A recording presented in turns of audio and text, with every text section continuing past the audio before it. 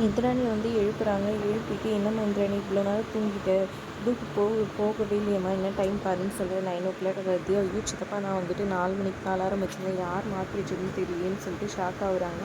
அப்புறம் ஃபோன் எடுத்து பார்க்குறாங்க, ஃபோனும் சைலண்ட்டில் இருக்குது. மினிஸ்டரோட அப்பயே வந்துட்டு நிறைய வாட்டி கால் பண்ணியிருக்காருன்னு சொல்கிறாங்க. அதை கேட்டவுடனே ரொம்பவே அப்செட் ஆகிடுறாங்க. அவங்க சித்தப்பாவுமே, "என்னம்மா நீ இப்படி கேர்லெஸ் அன்னைக்கு யாரோ மாற்றி வச்சுருக்காங்க சித்தப்பா, கன்ஃபார்மாக நான் வந்துட்டு எதுவும் பண்ணல, இந்த மாதிரி ஆனதே கிடையாதுன்னு" யோசிச்சுட்டு ரிஃப்ரெஷ் ஆகிட்டு வராங்க. அதுக்குள்ளே இங்கே ரித்திகா பார்த்து சிரிச்சிட்டு இருக்கிறத ஐடி நோட் பண்ணிடுறாங்க. ஏன்னா நைட்டே வந்துட்டு மேலே போயிட்டு அவங்க வந்ததையும் நோட் பண்ணவங்க ஐடி. உடனே ரித்திகாவை கூட்டிகிட்டு போய் ஹாலில் நிற்க வச்சு, "என்னடி பண்ணி வச்சுருக்க? எதுக்கு இப்படி குண்டை விட்டு ரெண்டகம் பண்ணுற மாதிரி இந்த மாதிரி வேலையை பண்ணி வச்சுருக்க? நீ திருந்த மாட்டியான்னு கோமதி என்னடி உளறிட்டு இருக்கேன்னு கேட்க, "போதும் நிறுத்தி, நீ தான் பண்ணேன்னு எனக்கு தெரியும், அலாரம் மாற்றி வச்சுருக்கு" அப்படின்னு சொல்லி பேசிகிட்டு இருக்காங்க. கரெக்டாக இந்திராணி வராங்க.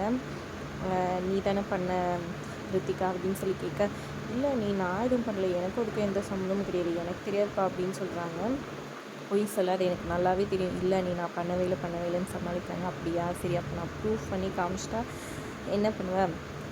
நான் நடக்கிறதே வேறு, நீயா ஒத்துக்கிட்டா அது வேறு கதை" அப்படின்ற மாதிரி சொல்கிறாங்க. அப்புறம் ரித்திகாவே வந்துட்டு வேறு வழி இல்லாமல் ஒத்துக்கிறாங்க, நான் தான் பண்ணேன்னு சொல்லிட்டு. இப்போ அலாரம் அடித்து வீட்டில் இருக்கிற இதுக்கே வந்துட்டு, "இப்படி ரெண்டகம் பண்ண பார்க்குறியே, உனக்கெல்லாம் அசிங்கமாகவே இல்லை, இது எவ்வளோ பெரிய டெண்டர் தெரியுமா, சேனல் எவ்வளோ பெரிய பேர் கெட்டு போச்சு தெரியுமா" எல்லாரும் திட்ட ஆரம்பிச்சிடுறாங்க. இது எல்லாத்துக்கும் காரணம் வந்துட்டு இவ சும்மா வீட்டில் இருக்கிறனால தான். இனிமேல் வந்துட்டு வேலைக்கு எதுனா வீட்டில் நம்ம ஆஃபீஸ்லேயே போட்டு கொடு, அதனால தானே இவ எதுனா தேவையில்லாது பண்ணிகிட்ருக்கா அப்படின்னு சொல்கிறாங்க. ஏன்னா வந்துட்டு ரித்திகா நடிச்சிடுறாங்க. இந்திராணி பாவம், அவங்க டயர்டாக இருப்பாங்க, அதனால தூங்கட்டும் தான் நானே தான் ஆஃப் பண்ணி வச்சேன்ற மாதிரி சொல்லிடுறாங்க.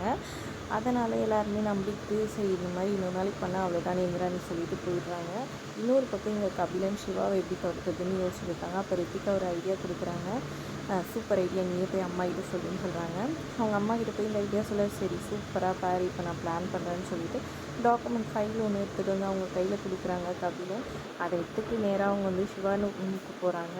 சிவா கிட்ட காஃபி கொடுத்து, "உன்னை இத்தனை நாள் புரிஞ்சுக்காமல் போயிட்டேன்ப்பா, மன்னிச்சிருப்பா, நீ என்னை சித்தினே கூப்பிடு, நீ அம்மான்னு கூப்பிட்டாலும் சித்தின்னு கூப்பிட்டாலும் ரெண்டும் ஒன்று தான்." ஏன்னா வந்துட்டு கபிலன் வந்துட்டு கோச்சுப்பான், அதனால தான் வந்துட்டு உன்னை சித்தின்னு கூப்பிட சொல்கிறேன் அப்படின்ற மாதிரி சொல்கிறாங்க. சரின்னு சித்தின்னு சந்தோஷமாயிடுறாங்க. "ஐயோ நான் மறந்தே போயிட்டு, இந்த ஃபைலில் உங்கள் அப்பா கிட்ட சைன் வாங்கணும்" அப்படின்னு சொல்கிறாங்க.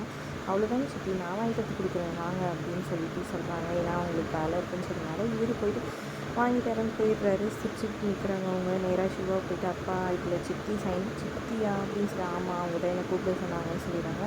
"நான் வேணா கூப்பிட்டு கேட்குறீங்களா?" அப்படின்னு சொல்லி கேட்க, "அதெல்லாம் ஒன்று வேணாம், அவளே சொல்லிட்டாங்க, கொடு, சைன் பண்ணி கொடுக்குறேன்னு." அவரும் வாங்கி சைன் பண்ண வராரு. உடனே கபிலன் வந்து தடுத்து நிறுத்தி, "என்னப்பா இது, இவன் கொடுத்தா என்ன வேணும்னா சைன் பண்ணிடுவீங்களா? அப்படி என்னதை எழுதியிருக்கான், கொடுப்பா பார்க்கலான்னு" சொல்லிட்டு வேணுமே வாங்கி படிப்பார். ஏன்னா இது அவங்களோட பிளான் இல்லையா, அதனால் அதோட எபிசோட் முடியுது. தேங்க்ஸ் ஃபார் வாட்சிங்.